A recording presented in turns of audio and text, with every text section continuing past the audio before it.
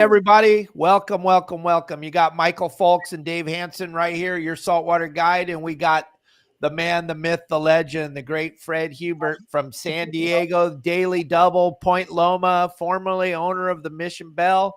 Joining us today, we're talking about the history of sport fishing. Fred, you've been in the business for a long time, haven't you, man? A little bit. I quit my paper out. What was that? 1976. My manager thought I'd never give up my route, and I did. After 3.5 years to start working on the Daily Double, I think I was a sophomore in high school. Um, I got my license in 1983.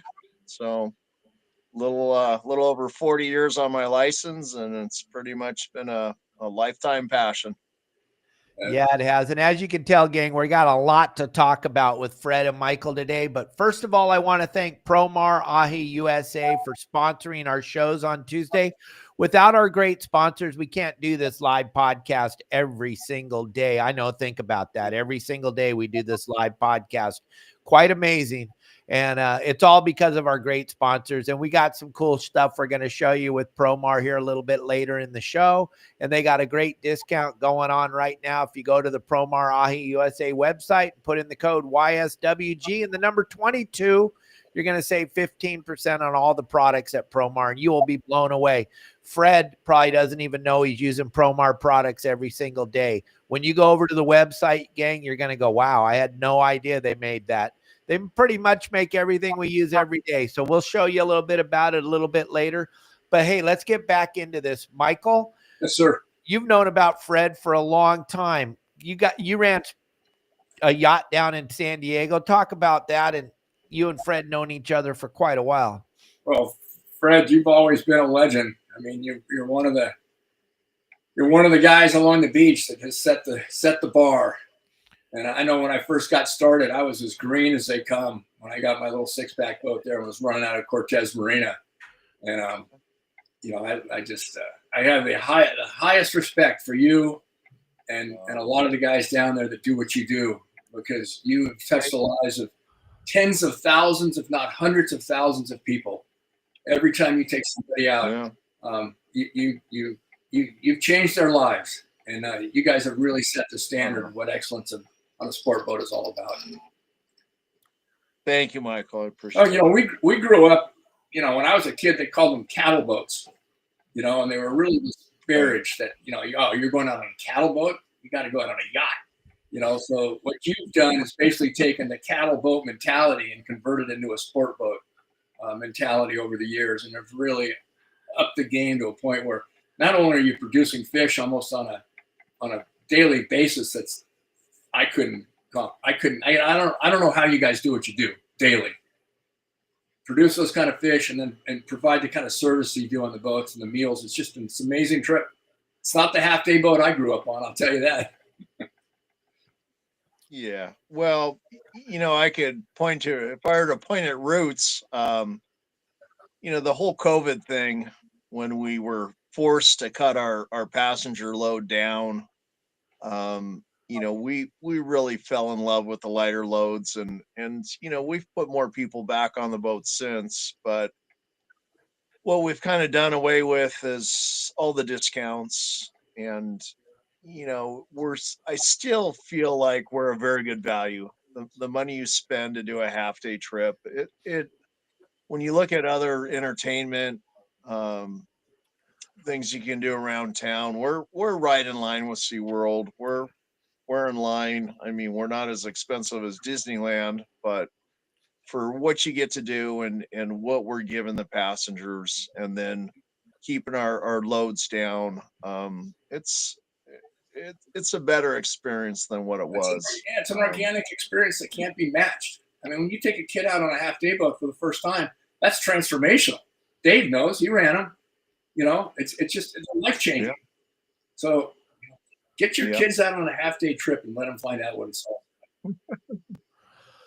Yeah, it's good quality family time. Absolutely. Too. And that's something we're always aware of. It's a family place, and sometimes we've attracted a better clientele with the little higher ticket price than what it used to be. In a more respectful crowd.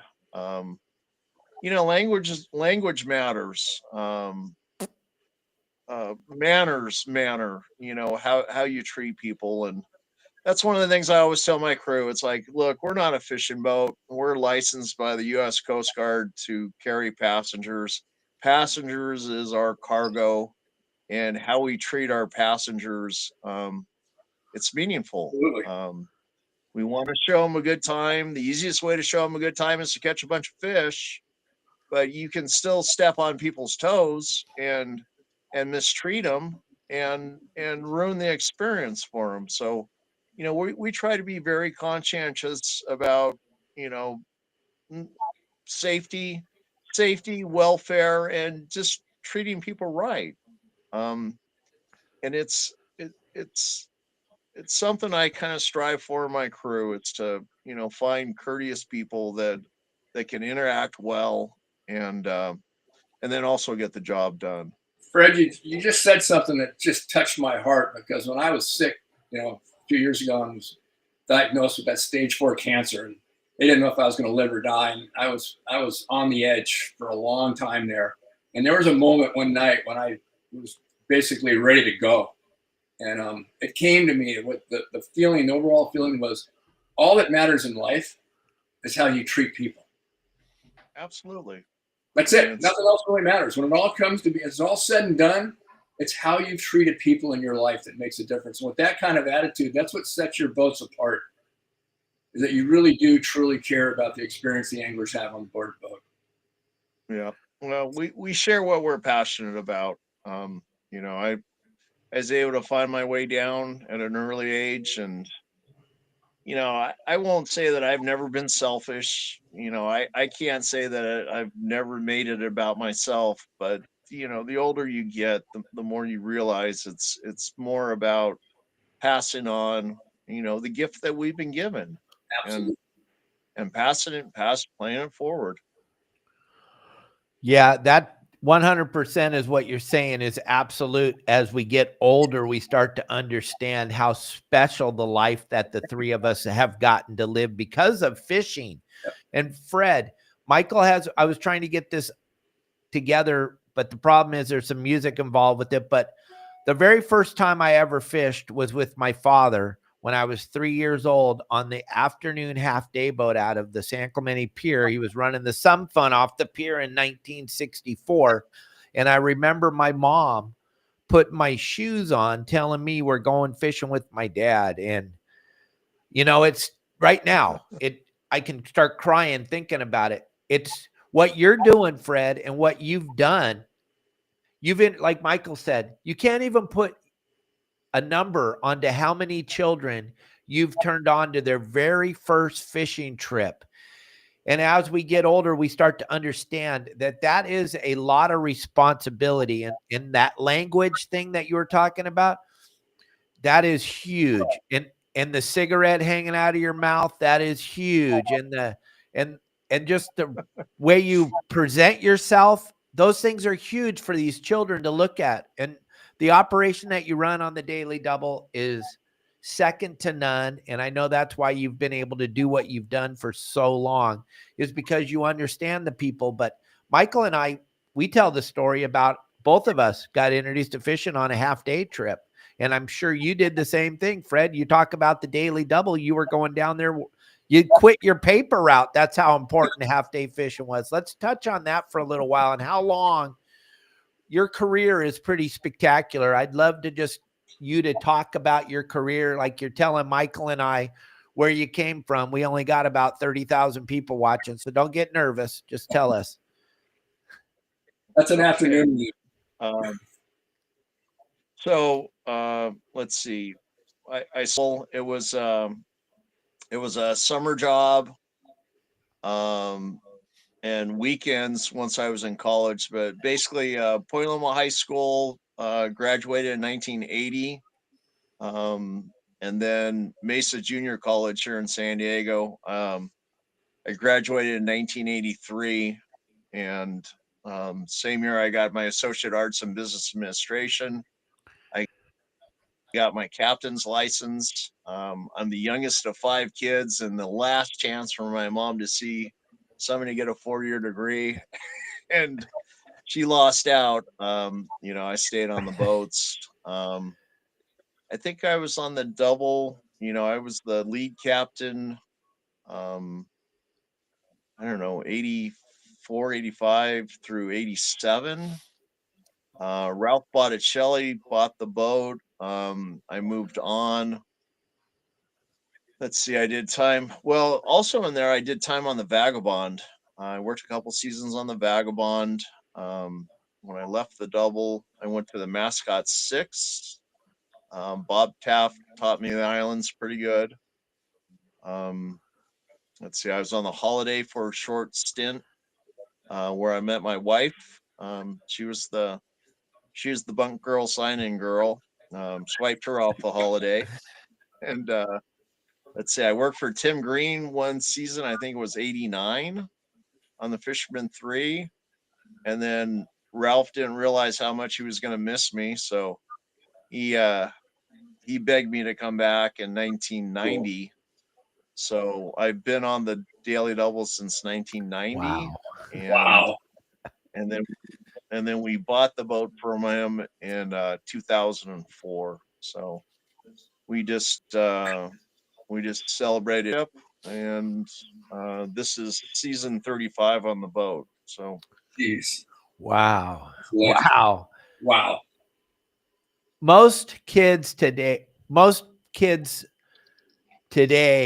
haven't even had an opportunity to experience this half-day fishing type of thing like we all grew up doing, Fred. Kind of run through, because there's a lot of people listening all across the United States right now, trying to run down what the experience is like to get on your boat. Now, are you running double half-day? Are you running 2 trips a day or 1? Winter season. Summertime we do 2. Off season just 1. And what's it like, so that some of the people that don't know what we're talking about, it's kind of a really exciting opportunity to turn your children or your loved ones into this fishing thing and go see if they can handle it, because you're not going to be out all day. You're going to be out for 5 hours. So go ahead and go through it and let everybody understand. Okay. Well, our trips are actually 6 hours. Right now, our hours of operation, departure time is 8:30. We're scheduled back in at 2:30. I've been known to run a little late, so don't plan on being anywhere at 3 o'clock. It's everything in Point Loma sport fishing. You can get your space online, book online, or you can show up at the landing. You want to know that the boat's going for sure though before you show up. And it's all accessible online.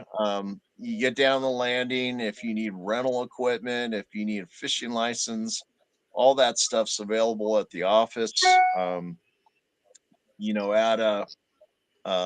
Our ticket prices right now are $70 weekdays, $75 on the weekends. If you need the rental equipment and the one-day fishing license, add another $35 to that. So you're looking at about $105 for the 6-hour adventure out on the ocean. And we're there. The crew. They always go to the rent rodders first and be sure and get them rented up, get them rigged up and ready to fish. And we do a little explanation on the way out, how to bait a hook, and the little tips that hopefully will add to their sport fishing success. Is one of my PA announcements. And we're there for our customers, and we want to see them do well. And the boat has a full galley on board. So, if you want to bring a sack, by all means, but we have decent food on board. When people catch fish, we'll definitely handle them for them, and everybody's fish gets separated. And at the end of the trip, if you want us to clean your fish for you on the way back in, We offer that service as well. So, you can basically show up just dressed in layers, get on the boat and, walk away and take home a bag of filleted fish and, for a very minimal amount of time and money. And 6 hours on the ocean for me is nothing, but people that have not spent the time on the ocean, they generally come off the trip and they sleep pretty good that night. They couldn't sleep the night before, I'll tell you that. Right. God, I used to have the hardest time before I started working on the boats. If I knew I was fishing the next day, it was pretty hard to fall asleep. Yeah, waking up every hour. Making sure you don't miss your alarm clock. Yep. Right. Yep.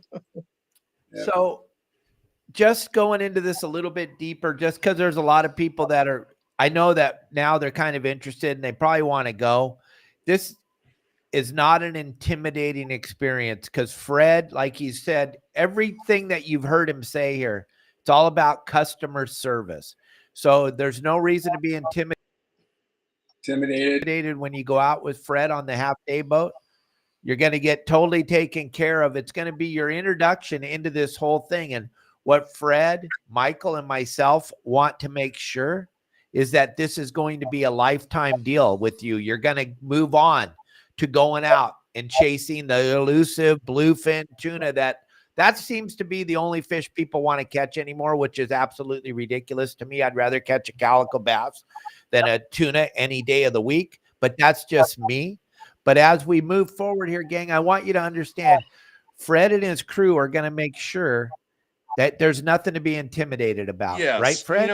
One of the other things from COVID that I would address to this, when that came through, a lot of the boats still do, but this idea of having a jackpot for the biggest fish, we did away with that. We don't want to set up the gambling, and we definitely don't want the sense of competition. And I've had a lot of people say to me, well, you can't not have a jackpot. And I'm here to tell you, you can remove the competition to see who's going to win the money at the end of the day, and just make it about all of us getting along together on the boat without any sense of, well, I got to catch the biggest fish.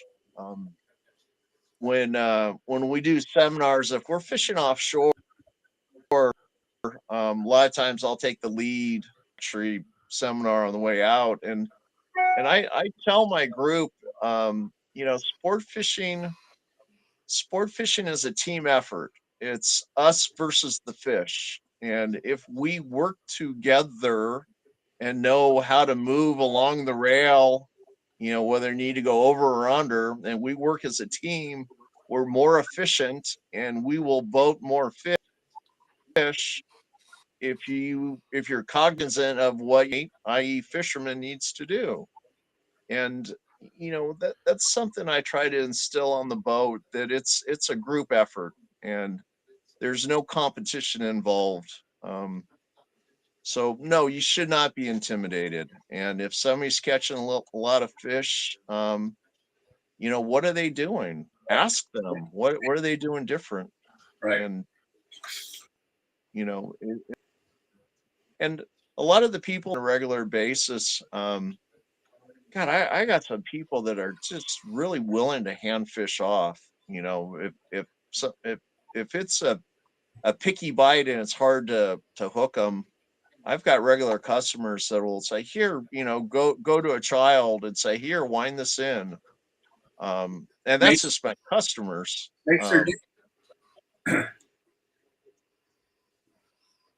Oh, it just makes their day. Go ahead, Michael. When you hand a fish. I mean, that's David says, I don't care about anything other than hooking them. Once I hook them, I don't want to reel them in. I'll just hand them off. Yeah, I don't need to wind in another fish. Now, I do. When I do my seminars at the PCS show, I always say, if I'm ever on a boat and I see you standing there, I don't care who you are, winding in a fish and a child standing there looking up at you, I'm going to hit you in the head with a brick. That is the most ridiculous thing I've ever seen. I've had to fire deckhands before because they said, I'm not going to hand the rod off to the child. I'm like, good. I hope you We enjoyed did your a last three-quarter day. day trip years ago and filmed it. And we got into yellowfin tuna, and it was a parent-child trip. So the boat was full of kids and parents, dads and moms alike. And when we got into these yellowfin, those dads, they had a grip on those rods. They were not letting go. It was the kids were holding on to their shirt tails, and the dads are going, "No, it's my first yellowfin." That was crazy. That's crazy. Hey, real quick, we're going to take a quick break for a second. I got to show you this cool little video, and then we'll go right back to I don't know if talking you've to been Fred and paying Mike. attention to our website, yoursaltwaterguide.com, but if you go and you look through the community section and look at all the pictures of all the great rockfish that Justin's catching with all of his clients and all the members are using, they're using these rock cod squirts, gang. These rock cod squirts are a game changer when you're fishing those rockfish. These things are already pre-rigged, ready to go. All you got to do is take them out of the package, you hook your sinker onto the already pre-tied swivel, and then you hook your main line, your piece of braid, right to the other swivel on the other end, and you have two pre-made hooks that already have squid lures on them, and these look just like the red crabs that these rock cod have been feeding on for the last 5 or 6 years out here in Southern California. These things are deadly. They work great. They also make them in a glow-in-the-dark white color. I like the pink ones the best. That seems to work the best for me, but you're going to go with whatever you prefer. But these are the rock cod squirts. Put in the code YSWG and save 10% on your order. So the gang, the savings now is 15%. No longer is it 10. I know we're not in the rock cod season right now, but it's going to be here quicker than you know it. Less than 2 months from now, we'll be back to rock fishing in Southern California. You want to get some of these and have them in your tackle box. They are a game changer, because when let's just pretend like you're out fishing with Fred Hebert on the Daily Double, and he started out in the kelp in the morning, and the conditions weren't there, and he tells you, gang, we're going to swing out here and put a few fish on the boat, go rock fishing. Now you got to scramble. You got to tie up your dropper loop. You got to get all ready. Not with these rock cod squirts. You just, like I showed you, you put a sinker on the bottom, tie your line to the top, drop them down. If you want, you can put a strip of squid on. If you don't really have to. They're going to eat it when it gets there. The whole thing is, when you're with Fred, you know you're going to be on top of the fish. So the only reason you're not catching them is because you don't have a rock cod squirt. All right, gang, thanks for watching that. And back to Fred and Michael. This half-day thing is near and dear to my heart, Fred. I can't talk about it enough. Michael talks about it a little bit in the history of sport fishing. But you've introduced so many people to fishing over your lifetime. Isn't it fun when those people come back now that you've been doing it for so long, and they bring their children on the boat and they're like, I caught my first fish with Fred. Now I got my kids out here fishing with Fred. Yes, it's there's some amazing stories out there, and you just don't know where they're going to come from, and it's nice when they come back and share with me. I had a lady a couple months ago, and she asked me if I remembered her, and it's like, no, sorry. A lot of people across the deck, and she announced to me that she'd started fishing with me like 7 years previously, and I guess she was pretty steady for a year or so, but she was pretty upset with me. She's like, I started with you, and now I'm doing, day and a half, 3-day trips. She did a 8-day trip, and you've cost me a lot of money in the last 7 years. And it's like, okay, well, are you enjoying yourself? Oh yes, absolutely. Yeah. Little things like that. Going back to the kids, I had a lady approach me a couple years ago, and I think it was at one of my kids' school events, or maybe at the baseball fields. And she came over to me and she says, I've been staring at you for the last 5 minutes, trying to figure out where I know you from. Your face is so familiar, but I could not up with where I knew you from. And then it finally dawned on me. She said that there's a picture of me with her son, and I'm holding a fish up with her son, and it's the screensaver on her computer. Oh, right on. Every day when she fires off her computer, there's my smiling face with her child. That's so cool. But it was, she related the story, and she was so perplexed trying to know why I look so familiar to her. And you're the first face she sees every morning when she turns on her computer. Look at that.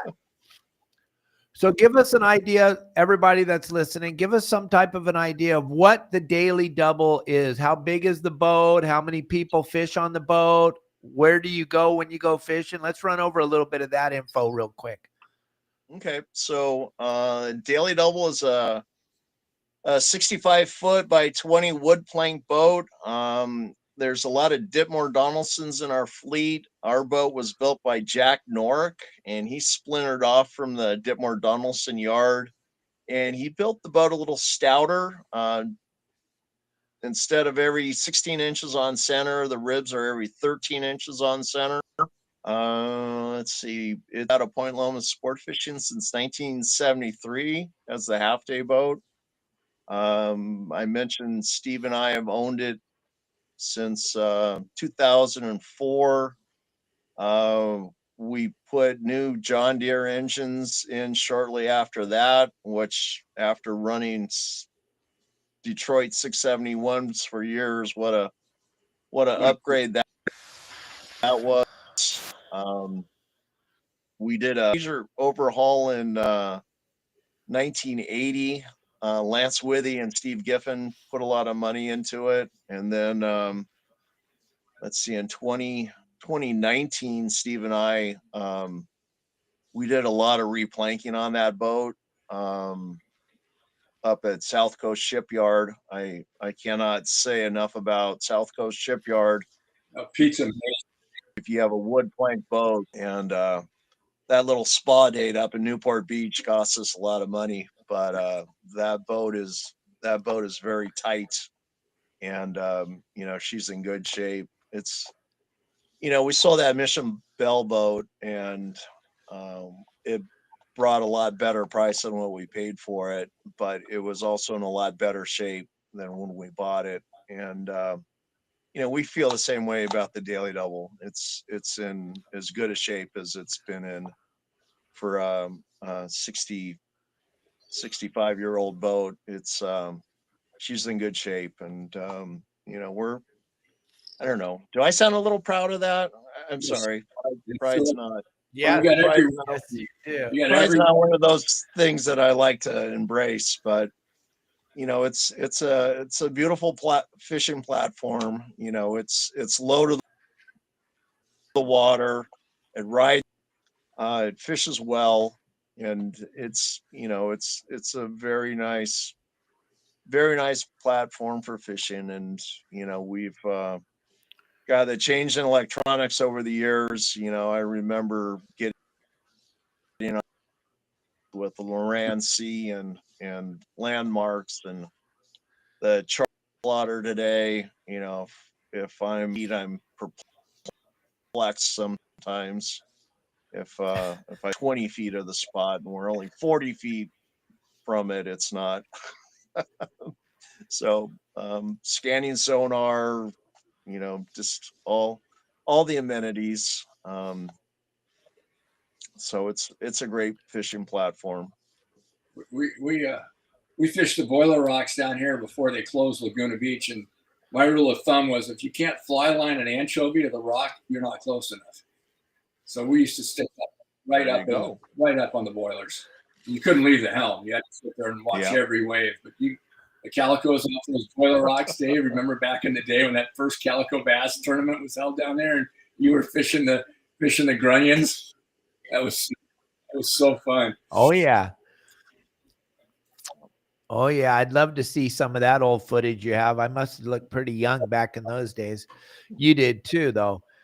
But Fred, something about your boat that's really people need to lock onto. The way that it sets lower to the water than most sport boats is pretty magical. And then the wood plank, something about the way that the wood plank eats the sound, and it does. It eats the sound of the generator, gang. If you don't understand, you've not been on an old wooden boat like that, like the old Real Fun that I used to run for my dad. And those old wooden plank boats just eat sound, like the Ditmar Donaldsons, like the Searcher, like the Mascot, or now it's called the, what is the Mascot called now? But it's an old Ditmar.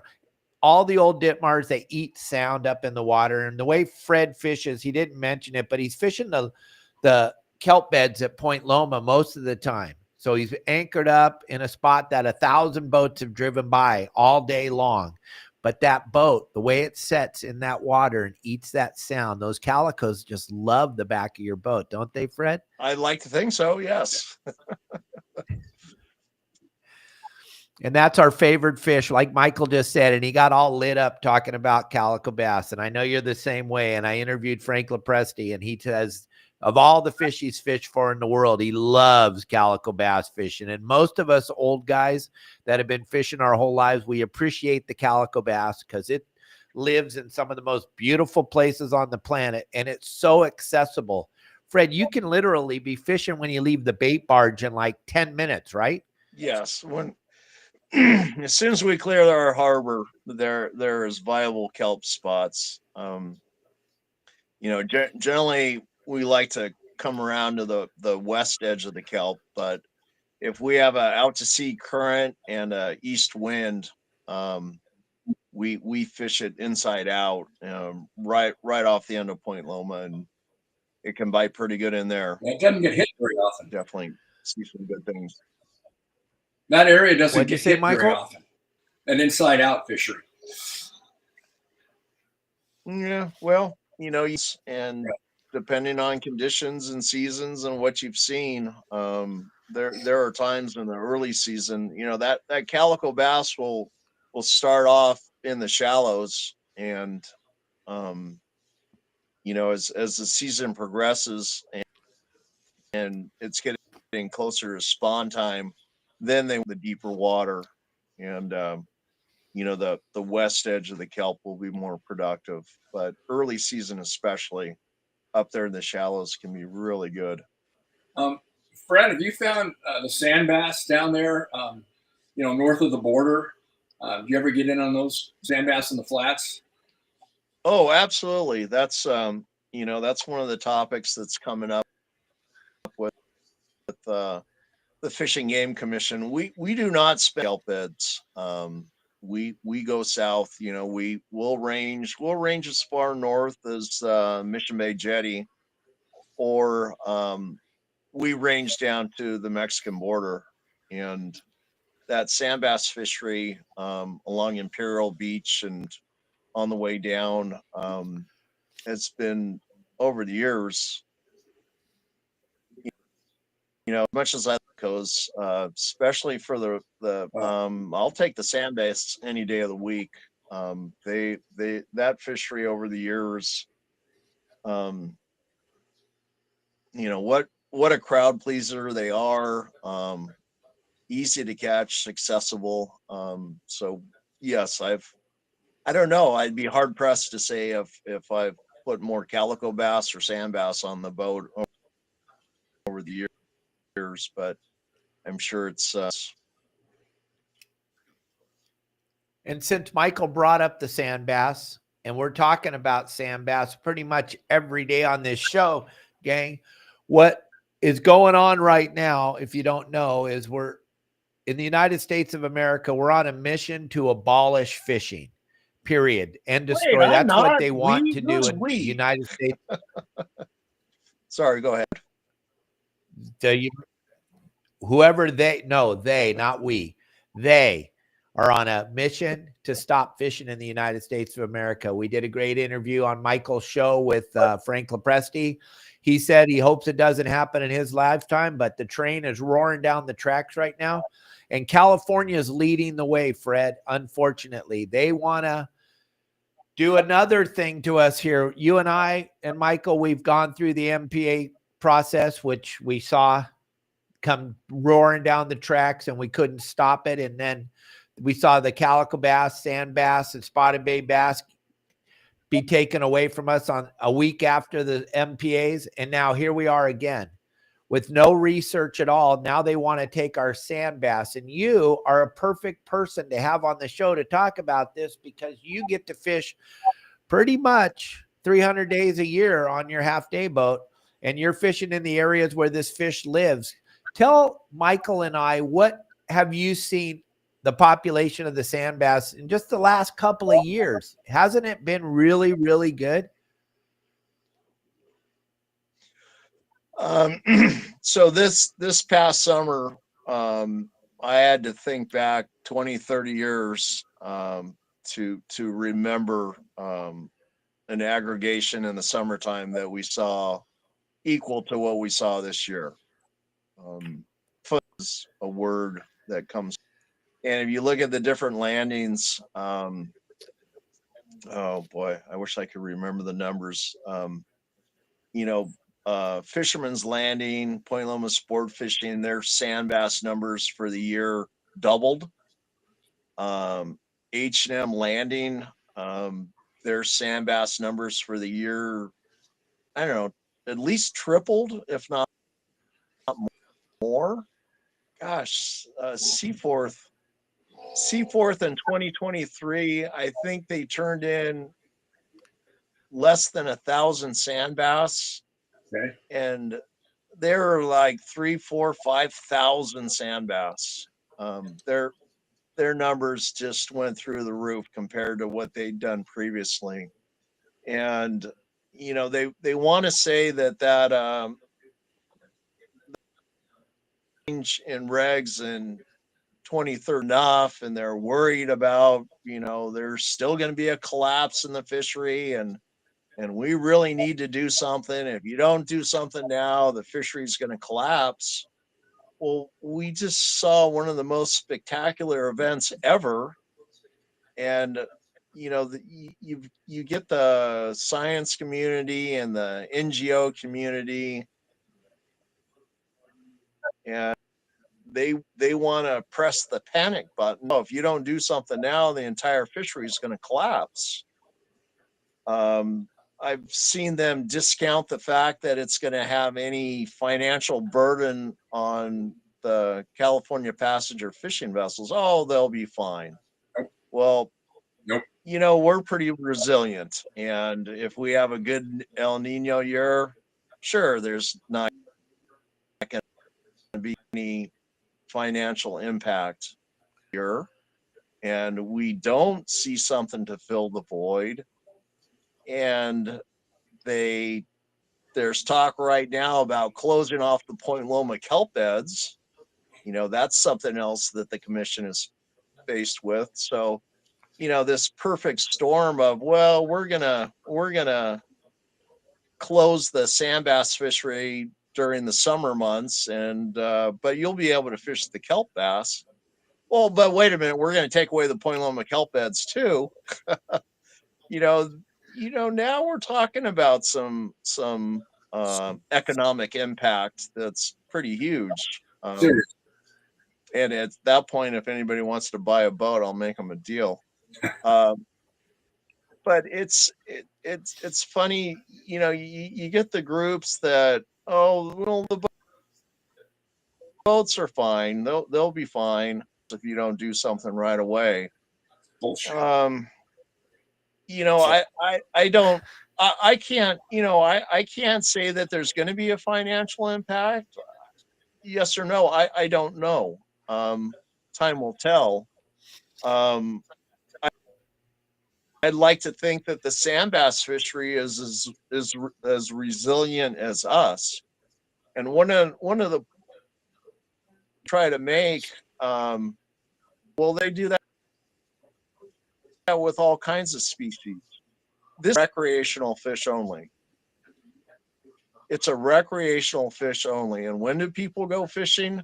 They go fishing in the summertime. And this fish isn't trapped. It isn't netted.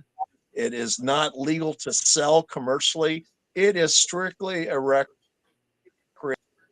fish. To close it down in the most prime time for recreational fishermen. And it's really hard for me to, obviously I'm biased. I don't want to lose this resource that I use to show my customers a good time. But at the same time, I collapse. And what can I do to help? One of the points that's been brought up is the fact that I'm the top gatherer of statistical information for them. We fill out our logbooks on a daily basis, on a trip basis, if we're running 2 trips in a day, and we submit our logbooks to the California Department of Fish and Wildlife. And that statistical information that we gather lets them make decisions on how healthy is the stock, how healthy is it. Nobody else is out there collecting data to the extent that we are as to the health of the population. So if they turn around and say, well, we don't want you targeting them anymore, where's your information? Who's going to be out there gathering the welfare of the stock if not me? So this whole idea of seasonal closures, it doesn't make a lot of sense, especially after a season that was absolutely phenomenal. No, I agree with you 100%, Fred. The really sad thing about this is we fell down to the MPAs when they did that to us, and we were told that these MPAs were gonna close these massive parts of the California coastline, and this is going to enhance the fish populations. What has never been done since they closed these areas, Fred, and Frank Lepresti brought this up the other day in a meeting. No one has gone back into these MPAs and seen if it's helped or if it hasn't helped. And there has been zero science study once they close the MPAs. There's no study there. And then in 2013, they took our sand bass, calico bass, and spotted bay bass on the exact same day and changed the size limit from 12 inches to 14 inches and the possession from 10 to 5. And now they're telling us that didn't work with zero research. No one's go off of Fred Hebert's fish count. That's not fair. That's not fair to Fred. Let's just say Fred has a phenomenal day of fishing and you're going to get mad at him because he had a great day of fishing. Or let's say Fred had a horrible day of fishing because the conditions were bad and he had 8-inch sardines for bait and he didn't catch any sand bass and the conditions were horrible. So now we're going to take it away from. So it's using Fred's fish count as science.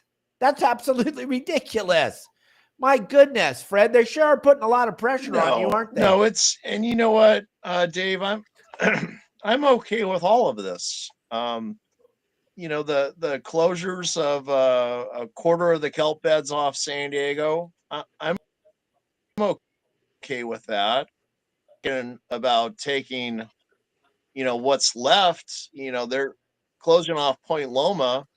You're basically, they've taken a quarter of the kelp beds off San Diego, and now they're talking about taking 2/3 of what's left. And yesterday I was interviewed by Ana Ramirez. She's a writer for the Union Tribune newspaper in San Diego. And we would, if this Point Loma Cabrillo closure goes through, 3/4 of the kelp beds off San Diego are going to become inaccessible. And what's the point of it? And she mentioned, well, you got this strong, healthy, viable kelp bed that we need to protect. It's like, well, what are you protecting it from? We go out and we use it, and there's there's already so many regulations in place. I mean, in my youth, I used to see oil slicks and fuel dumped, and pollution has been cleaned up. We hold ourselves to a lot higher standards than we used to, and the idea of just stopping man from interacting with nature is going to make things better. I have a hard time with that. Going back to the sand bass, I'm pro science. I mean, I happily fill out my log books. I happily, turn in my counts, and I witness and I get to see so much, and I would happily be part of that. One of the things that I'm putting forward is let us do more research for you. I mean, do you want size? Do you want us to give you a more detailed of what we're seeing? This catch we had this past summer, we released a lot of big legal fish, and if we could be tagging those and seeing where that fish ends up after the big spawn aggregation, where does that fish go? I don't know. And if I could be tagging fish because, hey, this customer already has his limit, or this customer doesn't even want to keep fish, and we're turning them all loose. If I could have been tagging fish this summer, that would have been a start of some great research, and I would more than part of that. The problem, Fred, is that the state of California, they manage our fisheries through politics and not through science. They make decisions through politics and not really through science. They're saying they want to close our sand bass fishery down because the fish counts have been so low over the last 12 years. Yeah, and it's a cycler fish. I mean, those fish will come in and they'll go out. And I just don't get it. I mean, I love the fact that you're putting all that data in and giving them information to work with. But like you said, if you had the ability to tag these fish all season, there's a plethora of information that could be obtained through those taggings. Like up in the lawyer. Well, go ahead. Honestly, I'm finding myself a little political too, and it's not something that I've ever really realized that I would have to do in my lifetime. Sport Fishing Association of California, I can't say enough about Ken Franke. He's in with so many of these people, and he represents us so well. And I will be at the Fishing Game Commission next week, a week from tomorrow, and I will plead our case. And I used to say they're right and we're wrong. I try to be more even keeled and just relay what I've seen, and take it from a position of, we want to be responsible to the resource. We want to be responsible, but we also want to be fair-minded. And the one opinion I read that said, "Oh, the boats will be fine, no economic problem, but if you don't do something, the fishery is going to collapse." I'm sorry, that's a narrative that I can't really embrace it, and it's sided. It's one-sided. It's somebody that has an agenda. And, absolutely, that's the political agenda. And even though So obviously I have an agenda. You know, I want to show my passengers a good time. The last thing I want to do is see a fishery fail. But again, you know, the reminder is it's a recreational fish only. Can you really collapse a fishery just by rod and reel fishing? Can you collapse a fishery with line fishermen that are seasonal?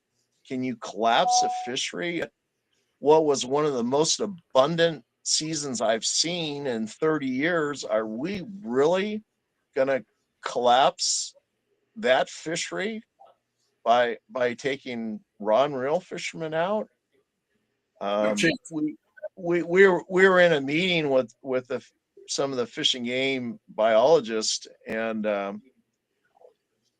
at one point, she mentioned, well, the fish, and I stopped her and I said, now, when you say increased pressure on the fish, are you saying that we're putting more effort in and there's more fishermen, or have we been more successful in our catch this past year?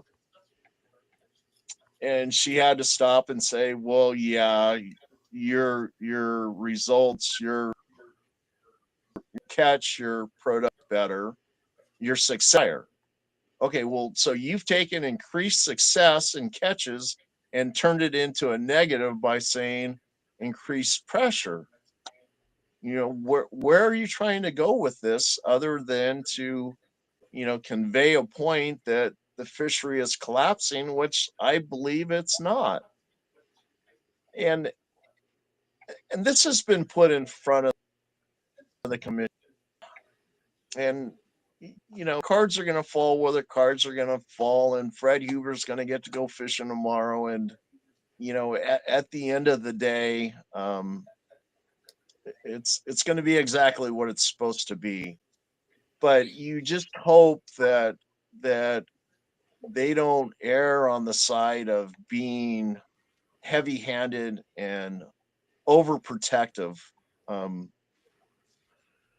You know, one of the things I was stationist, but I don't believe in the attitude of being a preservationist where, you know, just keep eliminating man's dirty footprint and everything will be back to gorgeous, pristine shape. Yeah, check out You know, Portland, San Francisco. smart management. Yeah. I'm all for smart management. I don't want to see it. I don't want to see it political. And you know, honestly, talking to some of these fishing game commissioners, you know, their job's kind of shitty. I mean, nobody's going to walk away happy. And they're really caught in the middle between the NGOs and non-government organizations that want to save the planet and the users. And you know, I really feel that the recreational have a voice, and you know, that's the little spot I find myself in today, is being the voice of my customers, the recreational fishermen. Well, and Fred, you hit the nail right on the head when you said these fish are not commercially viable. They don't fish them commercially. There's no nets. There's no bottom trawlers. There's no gill nets. These fish are only caught with a rod and a reel. And I've said all along, you cannot hurt a fishery with a rod, a reel, and a piece of string. Right. They give us more credit than we deserve. I don't care how good of a fisherman you are, or how good of a skipper you are, and how well you put the people on fish. You cannot hurt a fishery with a rod, reel, and a piece of string. Period. It can't be done. Well, yeah. I mean, if limits and size limits and and so many other places, which they are, you know, you have to believe in the long term that the fishery is every bit as resilient as we are. And I look at everything we have to go through. Like when they changed the limit on calicos from 12 to 14, you know, I haven't been half day fishing in a while, but the last time I was out, it's like 9 out of 10 of the calico bass were 13 3/4 inches long. You know, they were all right at that limit. I mean, we got keeper fish, but the size limit has grown 2 inches since the closures across the board. So, you know, I think the size limit, as much as everybody hated it, I think it's actually been a pretty good thing.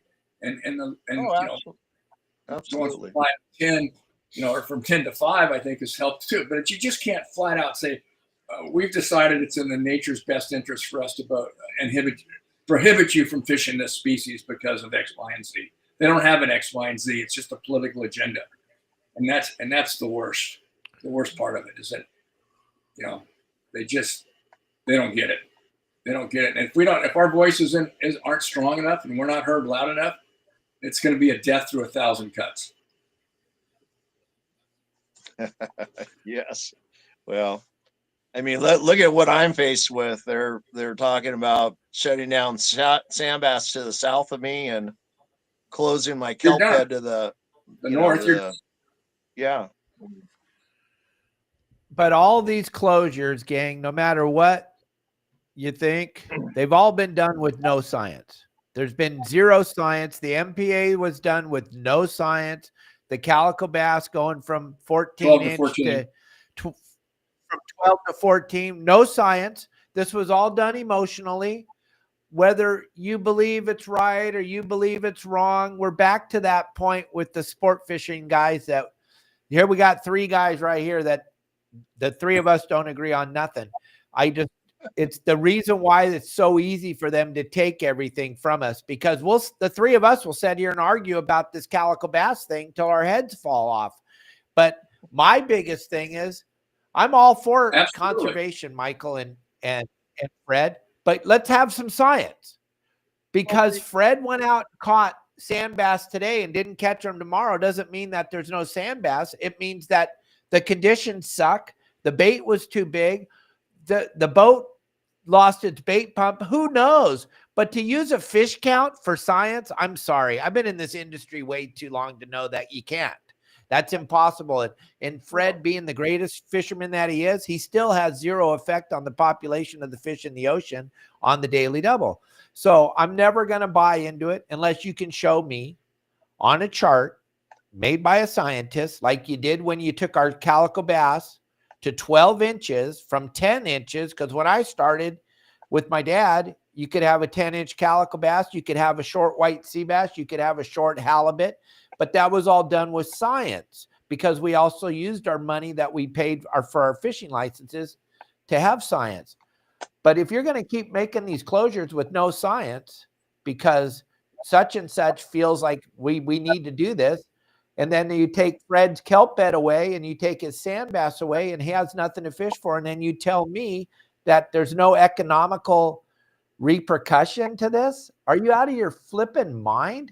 And gang, those of you that think it's time to close another fishery, just remember, when these fisheries get closed, you're not going to get to go out on your private boat because there will be no bait barge, and you can't throw a net in California.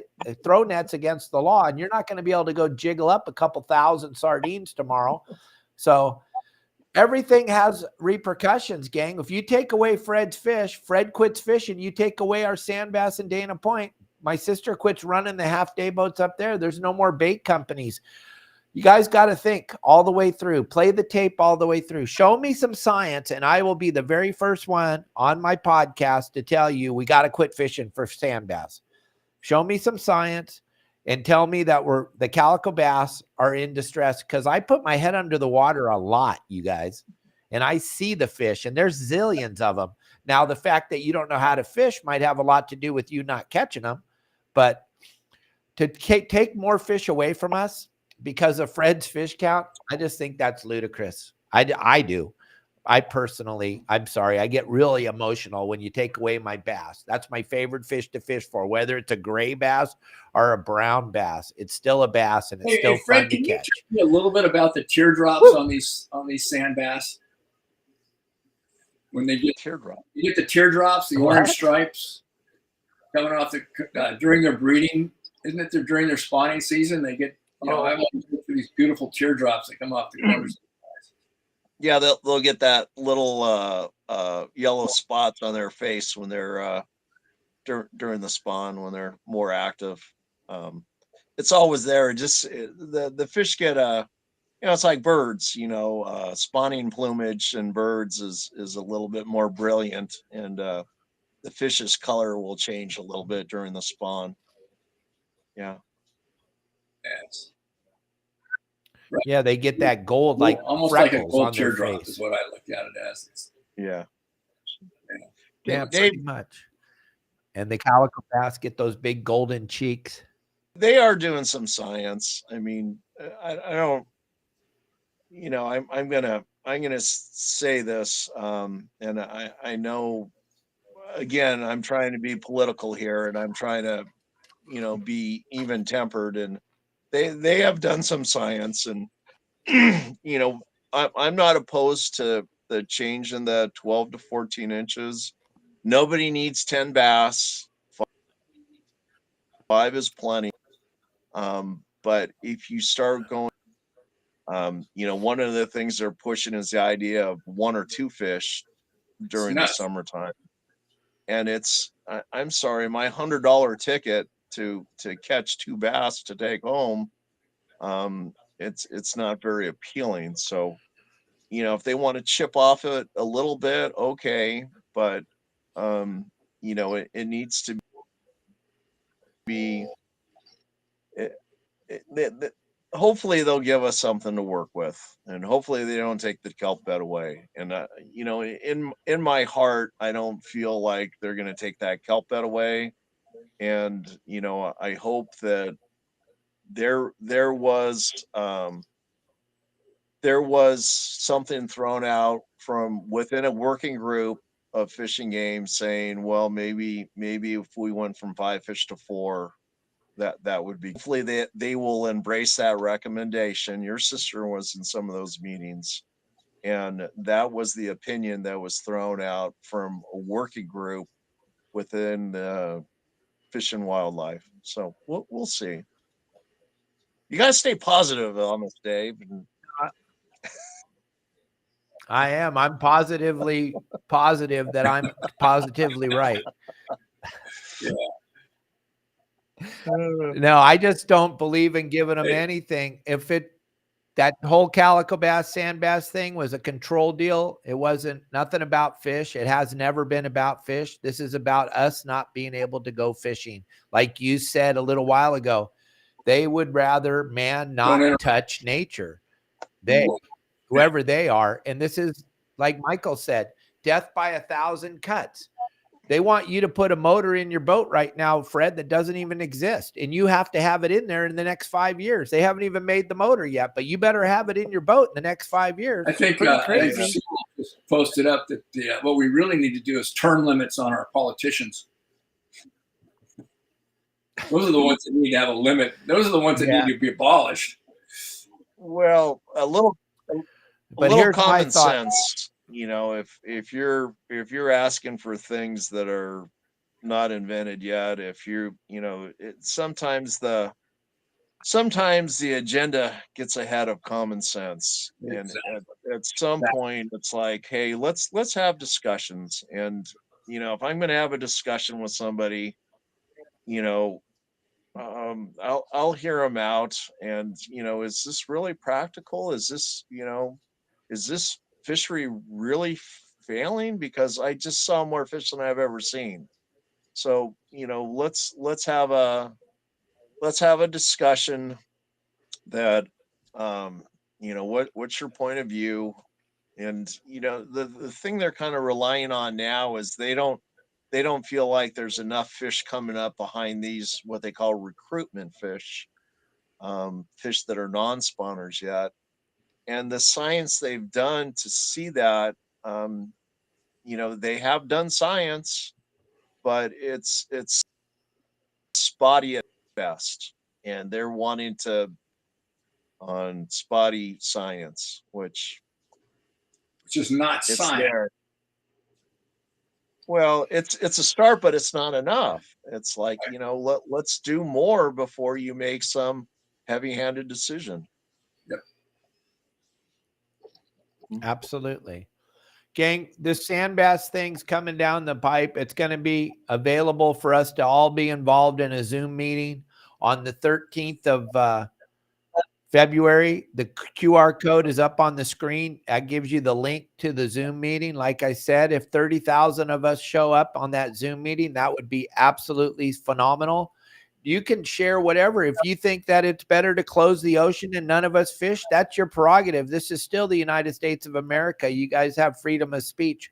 But if you just think that let somebody else handle this and don't worry about it, that's kind of a silly way to think of this. Let's all be involved. Wherever you're standing, whatever you think, if you think the science is the science, then jump on the meeting. Let them know you think their science is great.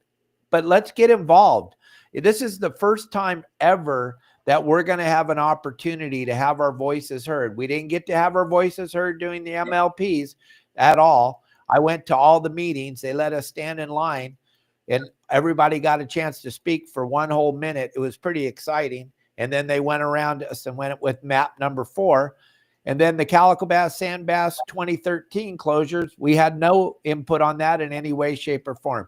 At least get involved. And the chips fall where they may, like Fred said, but at least let us have a voice. Let us talk a tiny bit. Let us have that 1 minute just to share what we think as the people. Because, Michael, on the history of sport fishing, the United States was built by the people, for the people, we the people, not we the politician that's going to close your fishing. I wanted to bring Fred on here because of his history of fishing.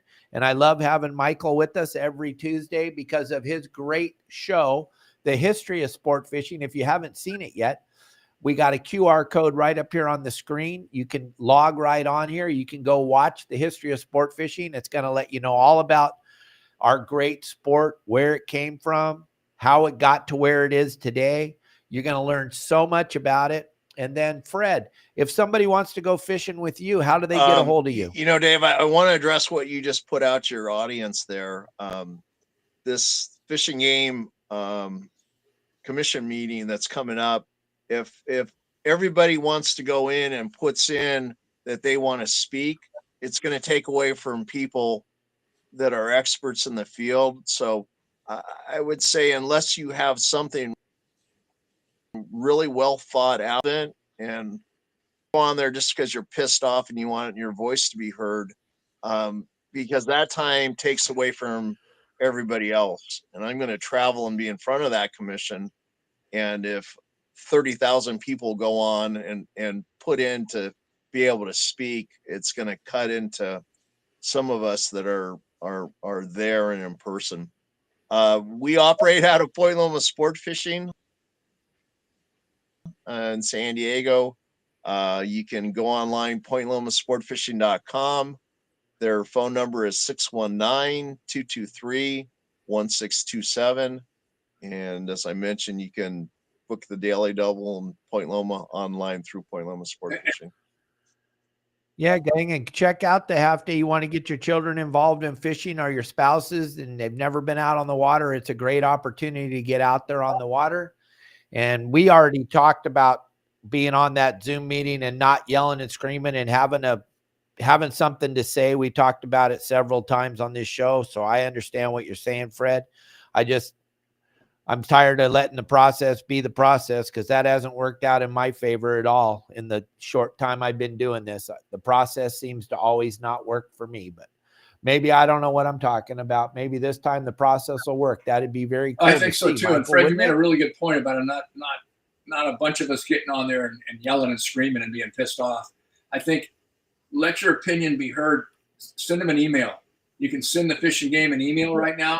It'll go to the commission. State your point clearly, a paragraph, and let it go on the record that you're opposed to the closures.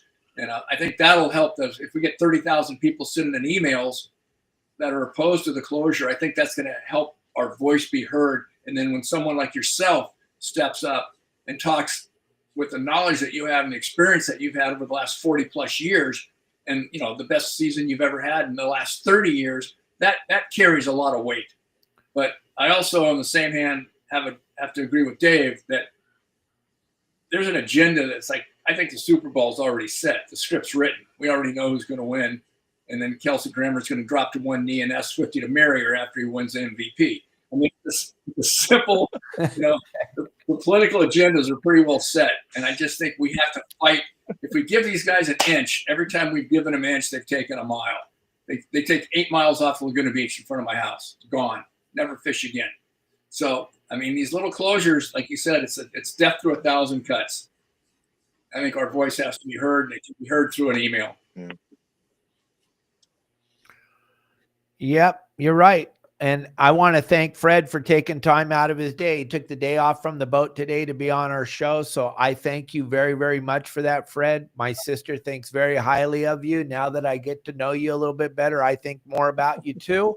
And Michael, thank you so much for co-hosting every Tuesday with me. I appreciate you. Hopefully more people go and check out your docuseries. You did a lot of cool stuff on there to let us know how important fishing is to the United States of America.